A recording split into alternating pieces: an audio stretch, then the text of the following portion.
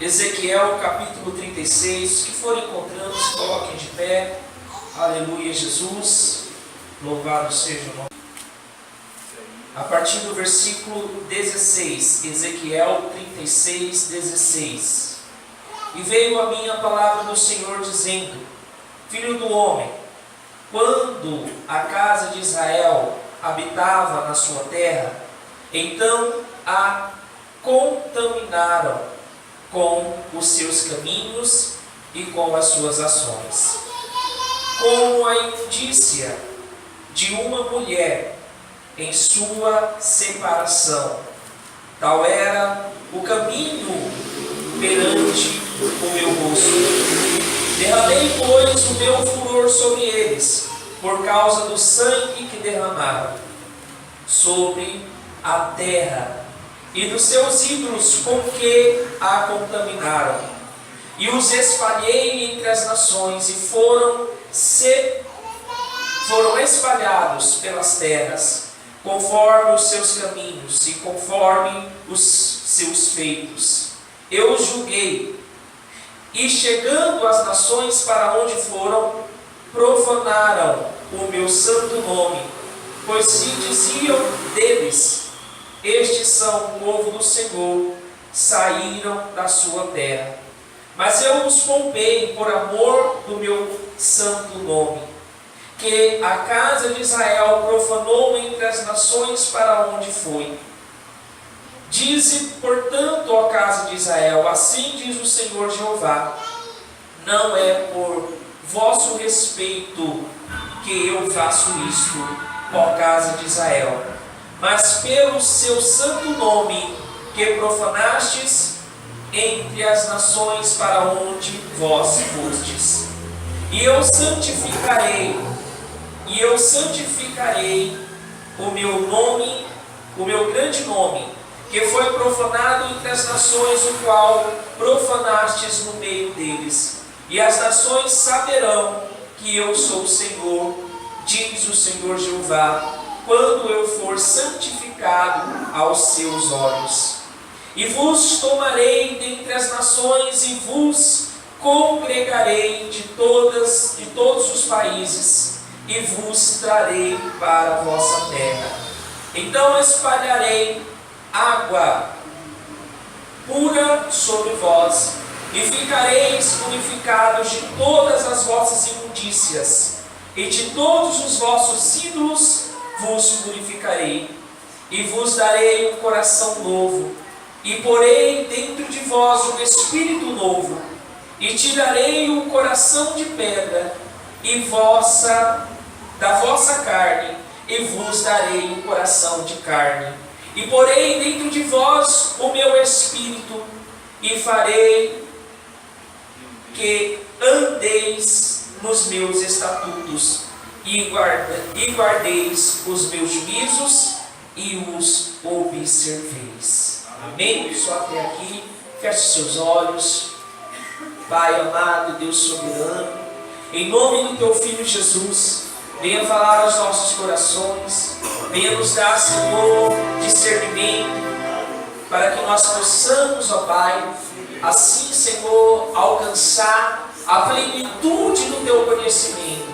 Deus, fala conosco, Senhor, não o que queremos ouvir, mas o que precisamos ouvir.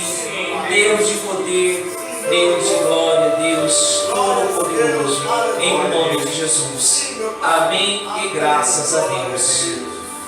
Pode se sentar. Glórias a Deus. Aleluia, Jesus. Irmãos, novamente a palavra do Senhor me deu foi sobre o cativeiro da Babilônia. Cativeiro este que durou 70 anos. Amém? Pode continuar, por favor. 70 anos o povo ficou ali. Mas o Senhor me levou um pouco além do que trata o assunto desse texto, porque esse texto também é um texto que ele serviu tanto para o tempo atual, quando estavam vivendo, quanto para o tempo futuro. E no nosso presente nós estamos passando também por tudo isso que esta palavra ela está relatando. Nós vemos muito nos jornais falando sobre a guerra entre Israel e a Palestina. Uma guerra que dura muitos e muitos anos. Uma guerra que tem muitas pessoas inocentes que foram mortas nos passados anos por conta da disputa desta terra santa, desta terra que Deus abençoou para dar para o seu povo. E cada um de nós, irmãos, temos uma responsabilidade para com esta terra também. E nós iremos entender, aprender com o passar desta ministração, o porquê que nós temos esta responsabilidade. O porquê que Deus, Ele colocou sobre a sua igreja também esta responsabilidade. Nós podemos voltar no tempo, em 1948, quando foi fundada a ONU. E ali naquele período anterior, anos antes, esse território era dominado pelo povo britânico. Mas eles não queriam mais essa responsabilidade. Então eles colocaram um tempo determinado para que eles não tivessem mais essa responsabilidade. Então a ONU, em 1948, a saber, dia 14 de maio de 1948, eles colocaram uma votação se Israel voltaria ou não a ser um Estado, ou seja, um país. E ali a votação ela ficou empatada. Só quem era o líder ali, que liderava a votação, era um brasileiro chamado Oswaldo Aranha. E ele deu este voto de desempate e votou para que a nação israelense voltasse a ser um país. Então todos os judeus que estavam em nações estrangeiras iriam retornar à sua nação de origem. Mas só que aqueles países que estavam ao redor de Israel, não existia nenhum país judeu. E eles já tinham programado que se essa nação voltasse a ser um país, uma nação, eles iriam entrar em guerra. E no dia seguinte, dia 15 de maio de 1948, explodiu uma guerra sem precedentes. 5 países se levantaram contra Israel, a saber, estes países: o Líbano, a Síria, a Jordânia, o Egito e o Iraque. E ainda com forças armadas do Iêmen e da Arábia Saudita. Então, ao total, foram 7 países ali, povos de 7 países se levantaram para aniquilar totalmente o território ao qual os judeus estavam vivendo. Irmãos, nós sabemos que Israel, ele é menor do que o estado de Sergipe, o menor estado da nossa federação brasileira. E esses países que se levantaram contra Israel eram todos maiores do que ele, menos o Líbano era menor. E quando esses países começaram a guerrear contra Israel, a guerra não durou muito tempo, irmãos. Porque Israel ganhou a guerra contra todos esses países. Como explicar isso? Como explicar um país minúsculo ganhar de potências como Iraque, como Arábia Saudita, como Egito? Israel conseguiu ganhar esta guerra. Nós sabemos que a mão de Deus, irmãos, não está estendida para aquele povo. Ainda que eles não tenham aceitado que o Messias, Jesus, ele veio, Deus ainda tem uma promessa sobre aquele povo. Em 1994, um líder desse território se levanta, que era Yasser Arafat. Essa figura, ela marcou a minha infância, porque eu não entendia ainda muito bem. Mas eu me lembrava desse líder que sempre andava com um turbante na cabeça. E na época que Bill Clinton era presidente, ele intermediou uma paz entre Israel e a Palestina. E nesse período, Yasser Arafat era o líder da Palestina. Ele veio a morrer em 2004, mas durante esse período, Yasser Arafat, ele fez algo que ficou marcado em todo mundo.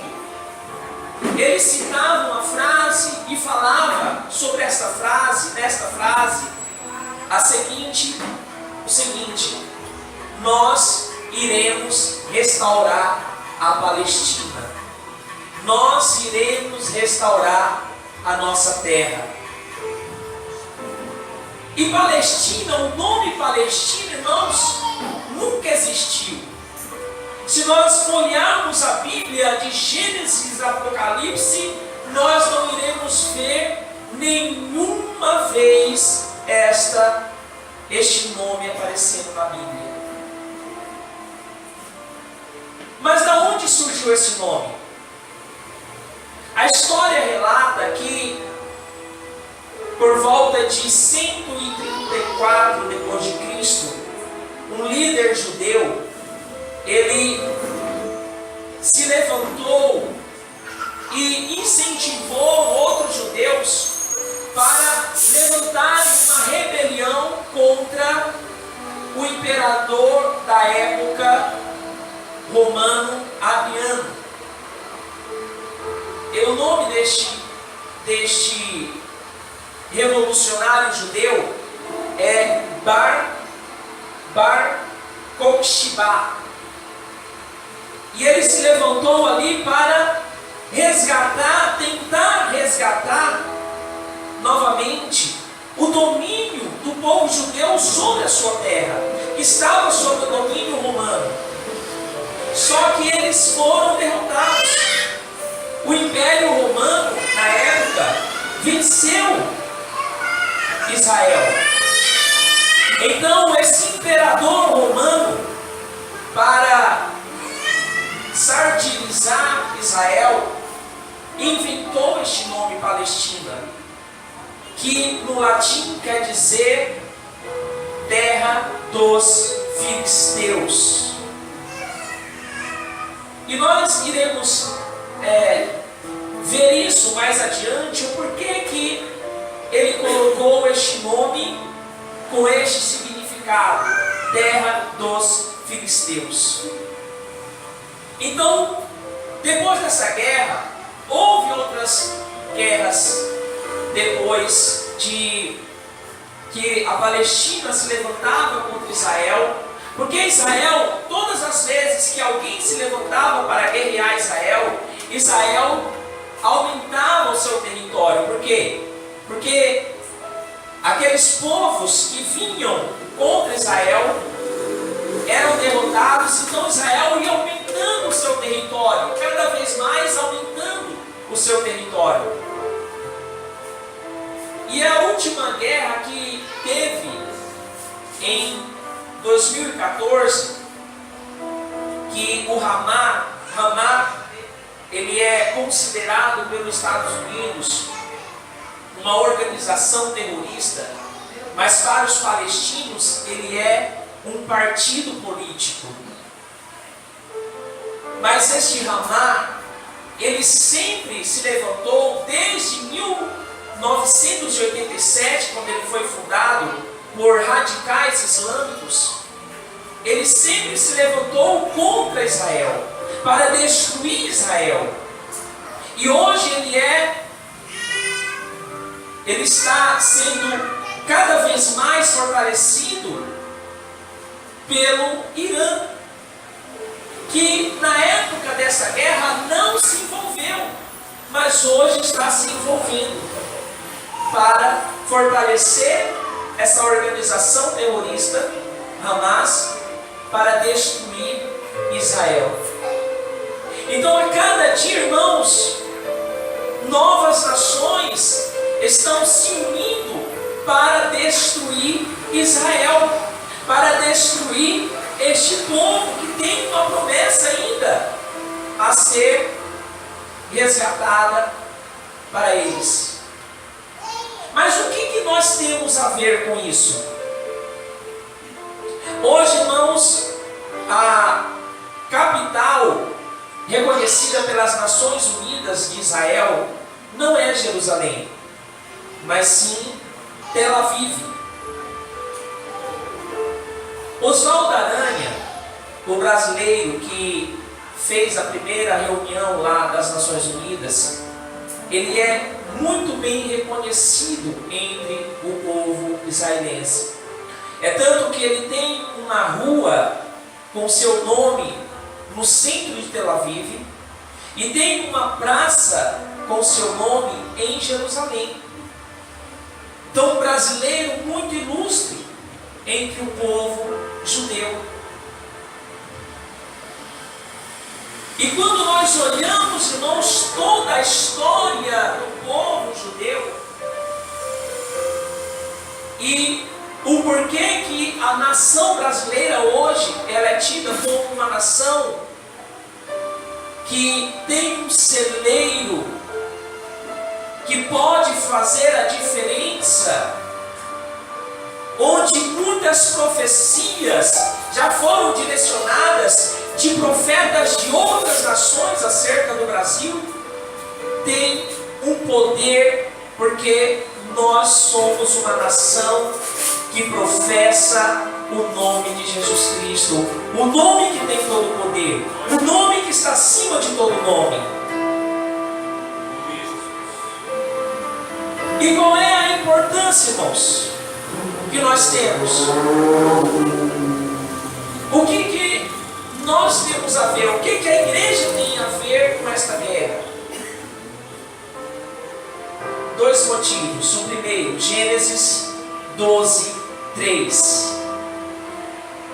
Bendirei o que te abençoarei os que te abençoarem, amaldiçoarei os que te amaldiçoarem, em ti serão benditas todas as famílias da terra. E o segundo motivo, Salmo 122, verso 6. Orai pela paz de Jerusalém, prosperarão os que te amam. Nós, irmãos, temos essa promessa.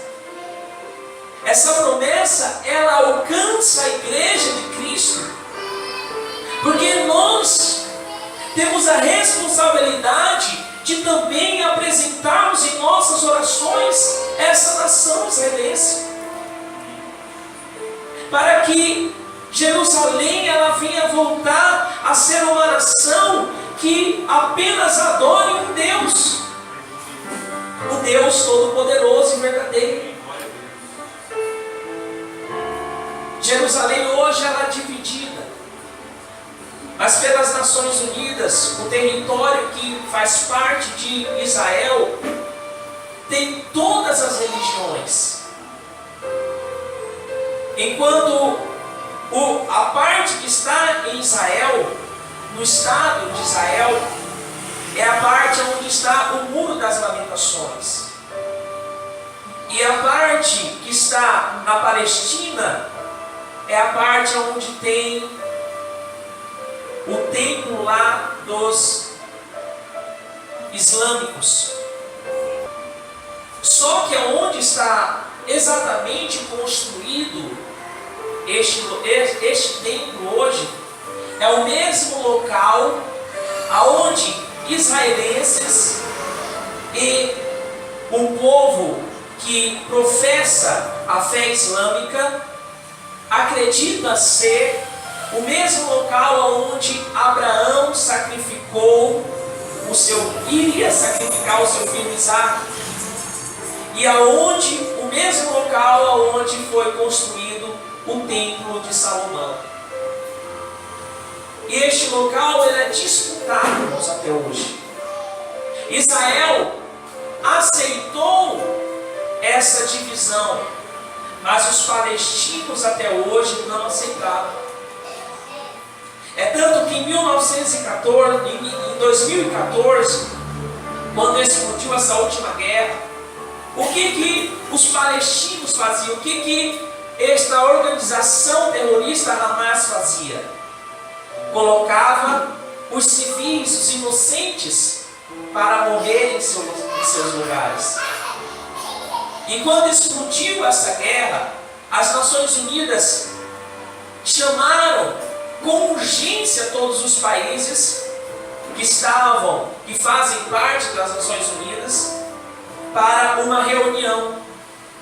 E quando a então presidente Dilma Rousseff estava saindo dessa reunião, ela foi entrevistada e ela disse que Israel teria que procurar o diálogo com a organização terrorista Hamas.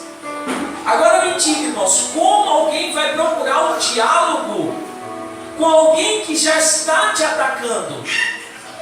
Com alguém que começou o ataque?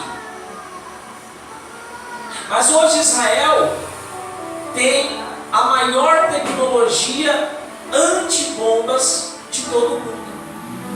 Antes mesmo de um míssil atravessar o território israelense, a própria tecnologia israelense já destrói esse míssil no ar. É por isso que hoje o nosso chefe do Executivo Nacional, ele procura a tecnologia israelense para trazer para o Brasil, para trazer para o Nordeste. Porque, irmão, já pensou se essa tecnologia está certa em nossa nação para abençoar o povo nordestino, abençoar os territórios onde existe seca, dessalgando a água do mar? Porque eles têm essa tecnologia. E nós, irmãos, temos que orar para que tudo dê certo. Nós vemos também em nossos dias a imprensa voltada para a esquerda criticando o ato do nosso presidente em se aproximar ao povo israelense e falando: olha, Hamas vai tentar trazer guerra para o Brasil. Irmãos, mas independentemente do que se levante em nossa nação, existe um Deus que é mais poderoso. Olha o tamanho da nossa nação para um território Palestina hoje em dia.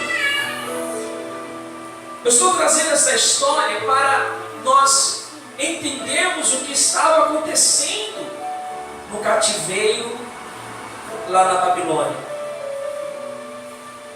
Deus, por muitos e muitos anos, vinha alertando o povo: se volte para mim, não deixe de me adorar, não se junte com os ídolos, não se junte com o mundo. Mas o povo não ouvia. Todas as vezes que Deus permitiu que Israel fosse devastado, foi por conta da sua desobediência, foi por conta da sua rebeldia. E nós bem vemos isso, irmãos, em Jeremias, que é contemporâneo de Ezequiel. Teólogos acreditam que Ezequiel foi um aluno de Jeremias. Enquanto Ezequiel estava no cativeiro, Jeremias continuou ali em Jerusalém, orando, clamando, chorando. Por isso ele se tornou o profeta chorão, reconhecido como o profeta chorão. E Jeremias profetizou por muitos e muitos anos para que isso não acontecesse.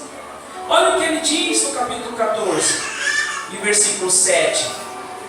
Posto que as nossas maldades testifiquem contra nós, ó Senhor, opera tu por amor do teu nome, porque as nossas rebeldias se multiplicaram e contra ti pecamos.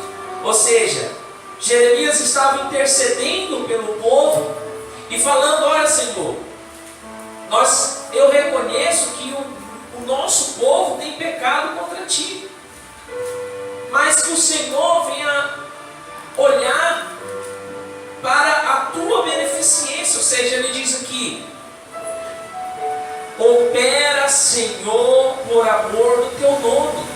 Ou seja, Senhor, não opera segundo as nossas obras, mas opera por amor do teu nome. Ou seja, nos livra deste mal. O versículo 10, ele diz: o Senhor, em resposta a Jeremias: assim diz o Senhor acerca deste povo, pois que tanto amaram o ofertar-se e não detiveram seus pés, por isso o Senhor se não agrada deles, mas agora se lembrará da maldade deles e visitará os seus pecados. Ou seja, a partir do momento que eles estiverem sofrendo, a partir do momento que eles estiverem no cativeiro, eles vão se lembrar dos seus pecados, eles vão rever os seus conceitos. Infelizmente, irmãos, tem muitos que necessitam passar por esse processo para reconhecer os seus maus caminhos. Versículo seguinte, Deus continua: disse-me mais o Senhor: não rogues por este povo para bem. O próprio Senhor Deus falava a Jeremias: Jeremias, não precisa nem mais você orar, Jeremias. Não tem mais jeito. Vai ser preciso esse povo passar um período de castigo para eles reconhecerem o seu mal. É como a própria palavra diz lá em Provérbios: o filho entregue a si mesmo envergonhará a sua mãe. E o povo, irmãos, estava envergonhando o nome do Senhor por onde quer que eles iam, como nós lemos em Ezequiel. A saber aqui no versículo 20: chegando as nações para onde foram, profanaram o seu nome. Ou seja, onde eles estavam, eles profanavam o nome do Senhor, pois diziam eles: estes são o povo do Senhor. Ou seja, Sabe, irmãos, quando um evangélico ele cai em pecado em nossa nação, como todos veem como abutres, como aves de rapina, para apontar o dedo, olha lá, é um evangélico, olha lá, é um cristão, olha lá, ele se dizia santo. É exatamente o que o povo estava fazendo aqui, olha lá, são o povo de Deus. Estavam envergonhando o nome do Senhor e necessitavam deste castigo para voltarem ao centro da vontade de Deus. Ezequiel, ele não fazia parte dessa porcentagem podre que estava ali. Ezequiel era ainda um jovem, mas um jovem que temia o Senhor. Por isso ele foi levantado lá entre todos os que estavam ali sofrendo no cativeiro, para ouvir a voz de Deus, para ser o porta-voz daquilo que Deus queria tratar com a nação. Em muitas visões, em sonhos, Deus falava com Ezequiel. Existia uma intimidade, irmãos, muito grande entre Ezequiel e Deus. E Deus queria restaurar. Este era o propósito de Deus, restaurar a sua nação.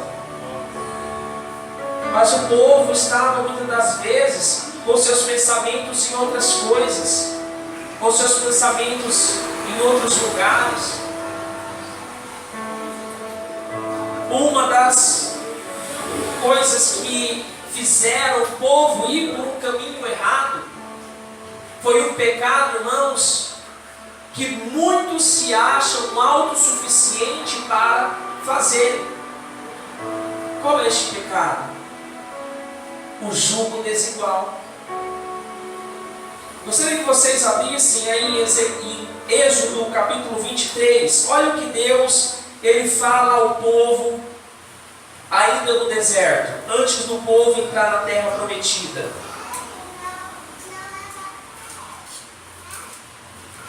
Êxodo capítulo 23, o segundo livro da Bíblia. Glórias a Deus. Êxodo capítulo 23, versículo 31.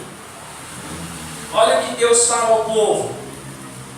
E porei os teus termos desde o mar vermelho até o mar dos filisteus. Aqui, irmãos, nós entendemos um pouquinho o porquê que o imperador romano Adriano coloca o nome Palestina, trocando o nome de Israel. E desde o deserto até o rio, porque darei nas tuas mãos os moradores da terra, para que os lances fora de diante de ti. Não farás concerto algum com eles, ou com seus deuses. Na tua terra não habitarão, para que não te façam pecar contra mim. E se servires aos seus deuses, certamente será um laço para ti. E o povo cumpriu, irmãos, isso quando entrou lá em Canaã. Canaã é o território onde está situado Israel. Então, Deus fez com que estava instruindo o povo a não fazer aliança com o povo que estava lá. E qual era o povo que estava lá? Um dos povos, os filisteus.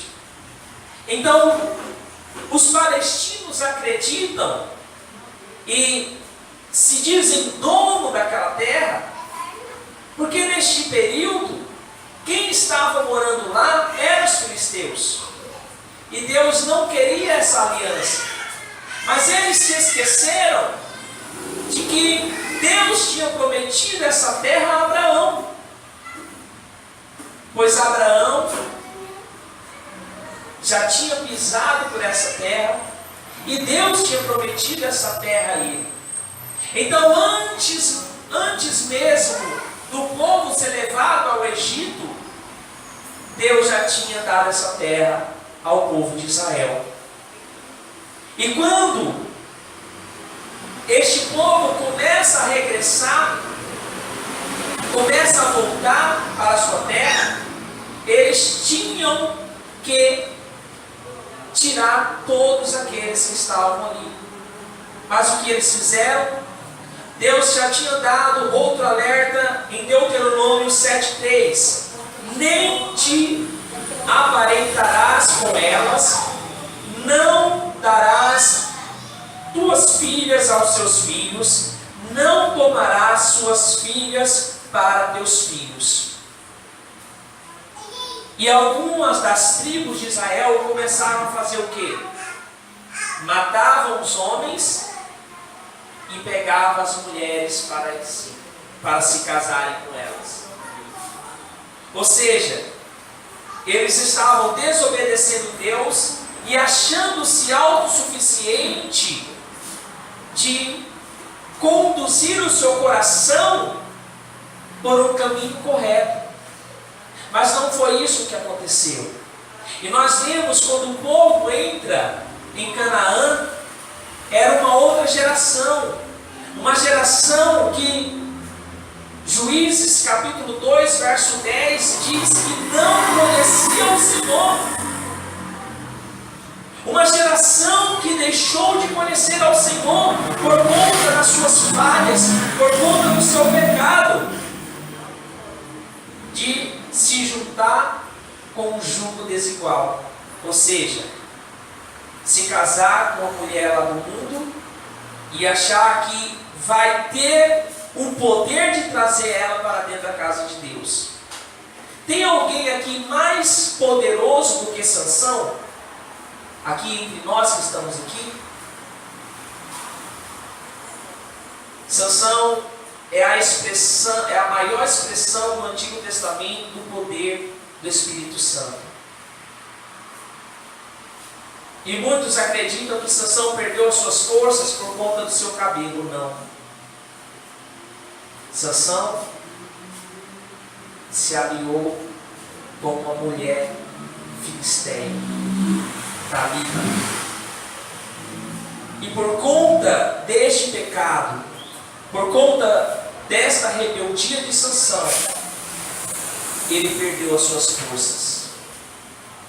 E quando alguém em nossos dias acha que vai lá no mundo, namora alguém lá do mundo, para trazer para a casa de Deus, se lembre de Sansão. Se lembre o que aconteceu com ele. Irmãos, tudo que a palavra de Deus ela nos ensina, nós temos que levar em conta. Eu conheço pessoas que se deram bem, que trouxeram lá do mundo para a casa de Deus, mas inúmeras tentaram isso e hoje estão lá no mundo, vivendo uma vida mundana, com seu parceiro, com alguém que Deus não abençoou. E Deus ele quer, irmãos, a obediência do seu povo. Aleluia! Nós podemos ver isso em muitas passagens bíblicas. O que aconteceu com aquele povo, o porquê que eles se tornaram um povo cativo em outros países. Existem salmos que relatam sobre isso. Um deles é o Salmo 106.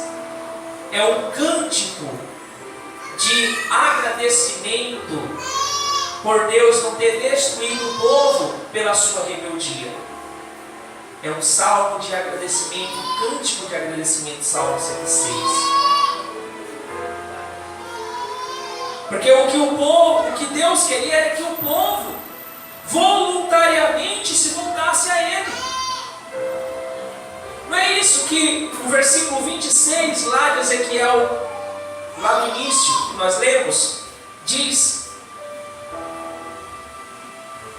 Uma promessa que Deus fez: e vos darei um coração novo, e porei dentro de vós um espírito novo, e tirarei o coração de pedra da vossa carne, e vos darei um coração de carne, e porei dentro de vós o meu espírito, e farei que andeis nos meus estatutos, e guardeis os meus juízos, e observeis.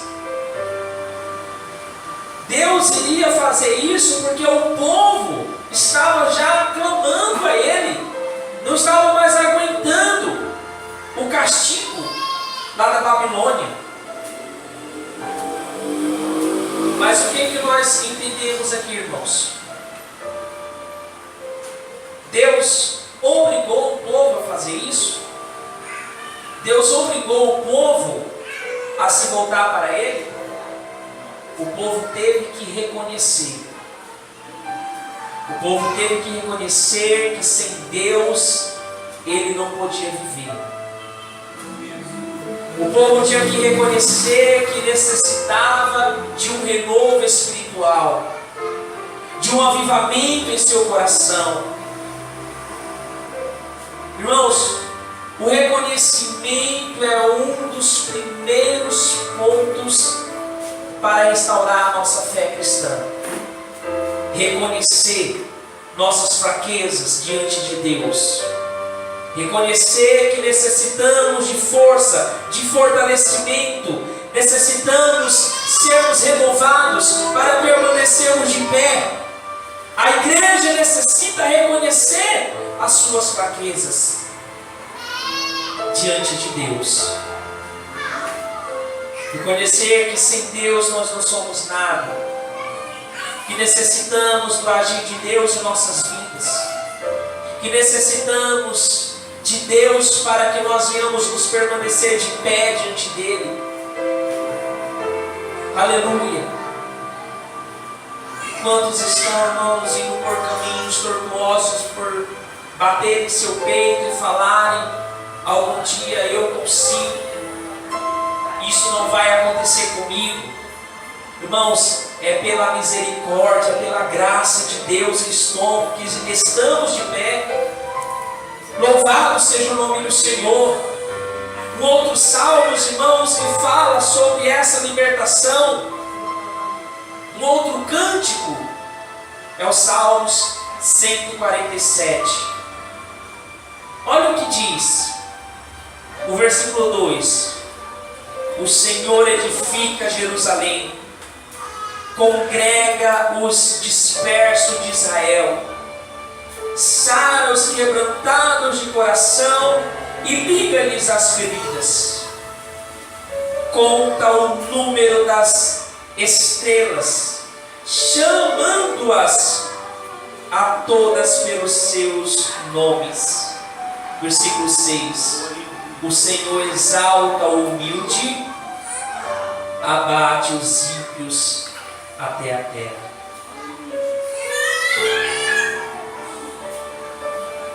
Deus sempre mostrou aqui, irmãos, não é por vocês, mas pelo meu nome.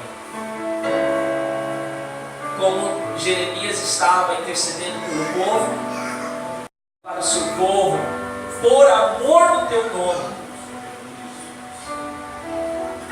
Porque se Deus fosse retribuir o povo, irmãos, conforme as suas obras, conforme os seus pecados, não ficaria ninguém. Mas Deus mostrou que a sua misericórdia, ela continua sendo a razão de não sermos destruídos. A sua misericórdia é a razão de não sermos consumidos. A misericórdia de Deus. Por isso que quando você ora, mesmo não tendo nada para falar. E isso o pastor Sérgio nos ensina aqui nas terças-feiras. Peça por misericórdia. Clame a Deus. Misericórdia, Senhor. Peça por misericórdia. Se você não tem nada para falar, se você não tem forças para orar, clame por misericórdia. Pois ela é a razão de você não ser destruído. Não é por você, é pelo amor do seu nome. Aleluia, Jesus. Se coloque de pé. Louvado seja o nome do Senhor. Aleluia, Jesus.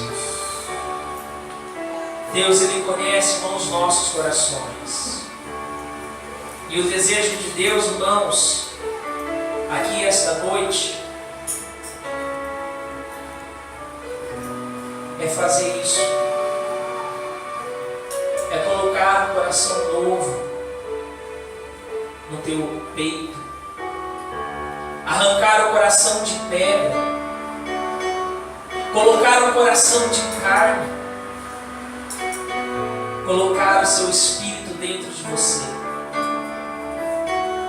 Mas para isso você tem que reconhecer o seu mau caminho, os seus erros.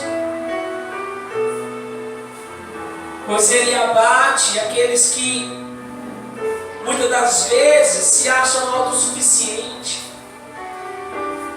Mas Ele exalta o humilde.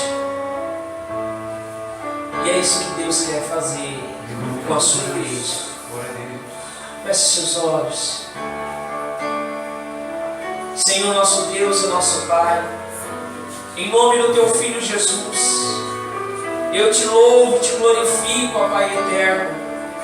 Tu és um Deus santo e poderoso, um Deus digno de toda honra e de toda glória. Deus, exaltamos as Tuas obras, exaltamos os Teus feitos, exaltamos, glorificamos, ó Pai, a Tua beneficência, ó Deus, a Tua majestade, ó Deus, ó Pai eterno, Te pedimos, ó Deus, que o Senhor venha, Pai, quebrantar verdadeiramente os corações, venha trazer, Senhor, um coração novo, tirar o coração de pedra, colocar um coração de carne. Ó Deus, que o Teu Santo Espírito faça morada, Senhor, nesta vida, em nome do Teu Filho Jesus, curando, libertando, Senhor, em nome do Teu Filho Jesus. Ó Deus eterno, Deus da glória, em nome do Teu Filho Jesus, fortalece a Tua igreja, fortalece o Teu povo, derrama, Senhor, a Tua unção, despedaçando todo jugo, Pai. Ó Senhor amado, assim, Senhor, como Israel, Senhor, é pequena, ó Deus, em sua estrutura, em sua expansão, mas grande, Senhor, em seu poder. Deus amado, em nome de Jesus, ó Deus, Senhor, assim, Senhor, nos reconhecemos, ó Pai, pequenos, diante do Teu poder, diante, Senhor, daquilo que o Senhor é, daquilo que o Senhor, Pai, pode fazer por cada um de nós. Assim como o Senhor, Pai, já tem protegido a Israel por muitos e muitos anos, Deus, muitas das vezes, permitindo, ó Pai, o seu castigo, mas restaurando novamente. Que o Senhor assim faça, Senhor, com todos aqueles, ó Deus, que necessitam, Senhor, de um toque de Deus. Que o Senhor restaure, que o Senhor traga novamente, ó Pai, o Teu Santo Espírito para dentro desta pessoa, em nome de Jesus. Ó Deus eterno e Deus da glória, brandarabassude cantarás, em nome do Teu Filho Jesus, ó Pai eterno, clamamos a Ti, Senhor, em nome de Jesus. Aleluia, Jesus. Louvado seja o Teu nome. Arandarás, que me levantai, e cantarás.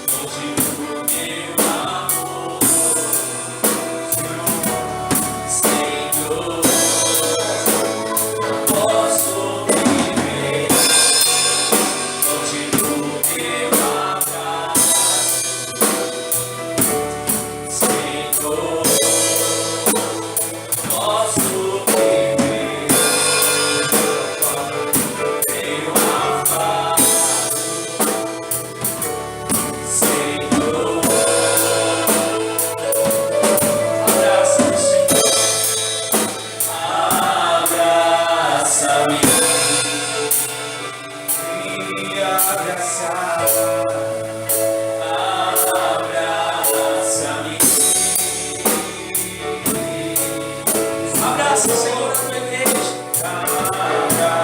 Ó Deus, traz para debaixo de tuas asas. Assim como a galinha, Senhor, protege os seus pintinhos. Em nome de Jesus, protege a tua igreja, Senhor. Oramos, ó Pai, pela paz de Jerusalém. Abençoamos, ó Pai, a terra santa de Israel. Em nome de Jesus. Oh, quem cantarás, oh, quem cantarás. Abraça-me.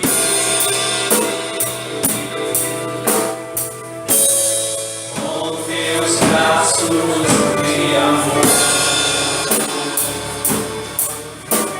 Obrigado, Senhor, pela oportunidade de estarmos aqui esta noite, ouvir a tua palavra, te adorando, louvando o teu nome, Senhor. Assim como os salmistas, eles louvaram, Senhor, o teu nome. Ali no Salmo 106, no Salmo 147, Deus, nós louvamos o teu nome, porque nós não somos merecedores, ó Pai, da tua misericórdia, da tua graça, Senhor, do teu amor, mas pelo amor do teu nome, Senhor, o Senhor tem nos guardado até aqui, nos fortalecido, em nome de Jesus.